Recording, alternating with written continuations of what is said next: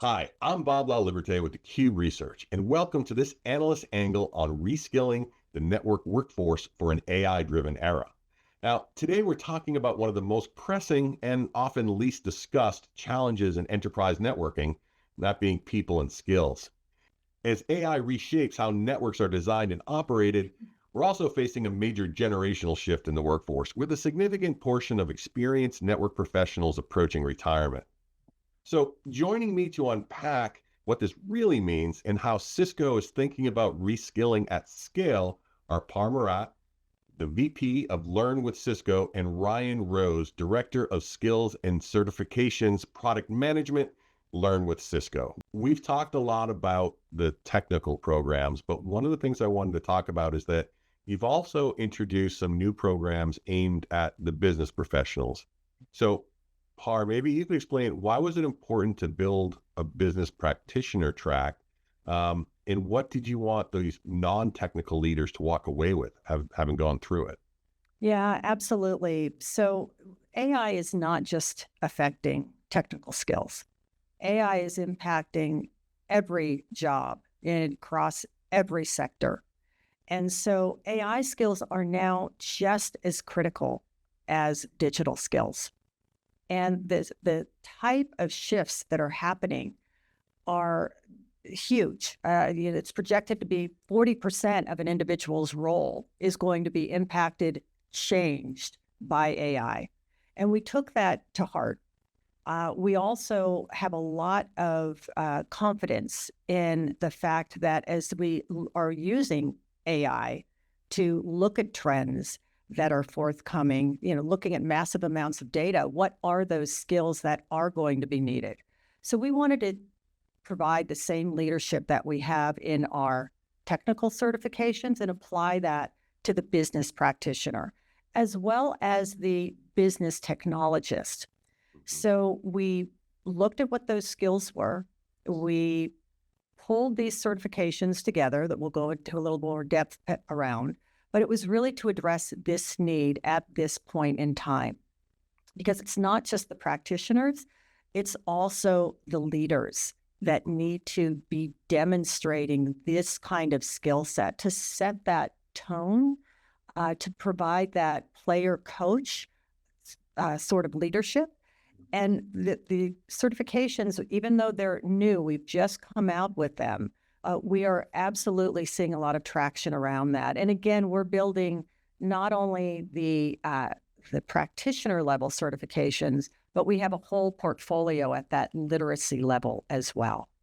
Awesome. That sounds really important as we shift to this new technology for people to be able to understand it. I'm wondering if you could comment on what roles you're seeing showing up. Is this everything from the C-suite down to manager level, in between? What kind of traction are you seeing with which groups within the business? So we're seeing pretty holistic traction. It's because we are going through that. Again, the approach we're using in this is the hands-on. We're covering everything from, what is it at that super foundational tactical level, to here's how you can apply it. Here's how you can use it. Here's how you need to think about AI, not only from its productivity standpoint, but also from how you can transform your workflows and embed it in a responsible, reliable, scalable way, including governance, including, how it's going to impact workloads so that the technologist can also work with the business individual. Got it. Got it. Yeah, that makes a lot of sense to do it that way. Um, I wanted to touch upon something at the Cisco AI Summit. G2 stood up and talked about how Cisco is using AI to accelerate development. And so I think most people, when they see that, they think about AI being used for the products and the software used to run the products and so forth. But what does that mean for you and your team? How do you leverage AI to, maybe accelerate these programs, get them to market faster, but still ensure they're highly accurate and credible? Yeah, I'll talk first about, kind of the platform and the ecosystem that we are using. Um, Net Academy and Cisco U saw the need for personalized AI-driven training well before it even came out. When ChatGPT came out, we had tutorials. We had been talking about Cisco U that we had just launched. It was an AI ML personalized platform that was able to go from reactive to predictive. So we've been using these sorts of this technology in our building of our platforms to do that personalization. We've now taken that and used it in our translations, used it in our item building for questions, used it to help build blueprints, but we're also being extremely mindful of keeping, call it human in the loop oversight. You need to have a domain knowledge understanding. On the engineering side, I think it was G2 and others that talked about that system view. It's no longer just the task-oriented response. It's yes, you can, but should you? Let me understand how this is going to impact the broader system that is being built. For translations, translations can get tricky when you're talking about technology and very specific terminology. And so we have to have that oversight to make sure that we're doing it. I'll let Ryan, you talk about the item building and the curriculum building that you're leveraging AI for. Oh yeah, I mean, just as G2 was pointing out, I mean, AI really enables a lot of speed. Um, it's a measured it's a measured activity though. And so just as Par was talking about, being able to leverage our SMEs, we have some brilliant people that are building our courses, that are building our exams.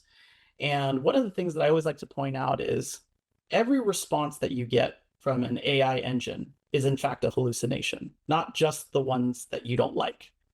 And so when Par was talking about that human in the loop, it's been a key component in how we've been able to use AI as a tool to be able to speed up design documentation, like how we're going to design something like a course, even research on where we see things going. But it is our humans in the loop that are able to provide the refinement that turns that information into wisdom. And so for us, we've been able to do rapid prototyping for course materials. We've been able to even have AI help to generate certain components of lab activities. It's been great. What Par was talking about with translations, being able to have those AI tools to be able to speed that work along and to really apply it to the beginning of the process where it makes the most amount of difference in speed and in delivery and in time to market. You start it there, you're able to get this 80% increase in delivery time. But you still have to have those opportunities where our SMEs are able to step in and be able to provide those types of critical insights and refinements, and also to confirm that the material itself is accurate and correct. That is what I think helps us do two things. It helps us use those tools to get speed, but also keep that trust that we know that our community has, that the things, if it's got a Cisco name on it, it's accurate, it's right, and it's spot on.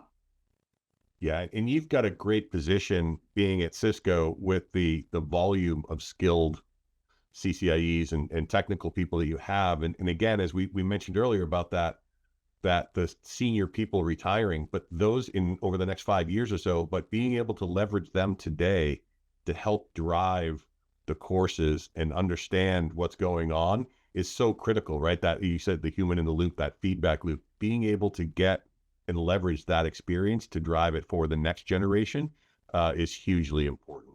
So I think, I think it's great to hear that you're doing that as well. Yeah, I also, within our Learn with Cisco group, we not only have CCIEs, but we have distinguished engineers who are actively participating in the industry and on sitting on standards bodies. So we also have a little bit of an inside track to help us see out in terms of where we're going. The group has really embodied, leveraging and leading with AI, and a huge thank you to the team. It really has been leaders like Ryan who are driving that and have that vision to make sure that we're doing it in a measured way, not just doing it to address the hype cycle, but being very thoughtful. It is where is it in the scheme of hallucinations? How do we make sure that we're still putting the emphasis on the people, the humans, which just is mind-boggling that you have to make that distinction. But we're being very mindful and practical about how we are approaching it. We have a lot of trust, and with that trust comes great responsibility that we take very seriously. Absolutely. So one of the things I wanted to ask you about today is that, AI obviously is changing a lot, but in particular in the network, how they're operated, where they're operated is really changing as well, especially if you think about those data centers and the back-end AI infrastructure, which was a network that really didn't exist 4 or 5 years ago. So how are you ensuring that you're able to educate the students going through the program without overwhelming them on, now you need to learn not only the data center and campus and branch and wide area, but now there's also this back-end data center and this AI network that you need to create as well, and ensure that they're able to take it all in and be able to consume it, but not be overwhelmed by it? I'm happy to jump in on that, and this is something that we think about a lot, and it's really a challenge of any learning organization. And for us, what we call that is scaffolding. And it's kind of like, if you could use math as an example, like we would love everybody to learn calculus, but we have to start with addition and subtraction. And so for us, it comes down to first bucketing topics and terms, being able to expose people early on to this is a concept, this is a part of theory, and then moving from that item to the next. And that's where the scaffold starts to come in.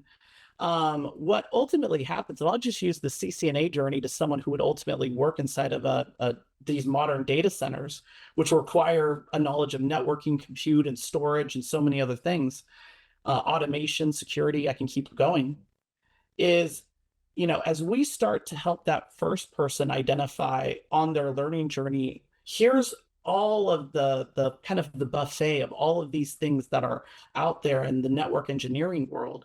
But we're going to start here. We're going to get you familiar with the basics. We're going to get you through the kind of introductory phase, and it kind of acts as a key to unlock then the next steps.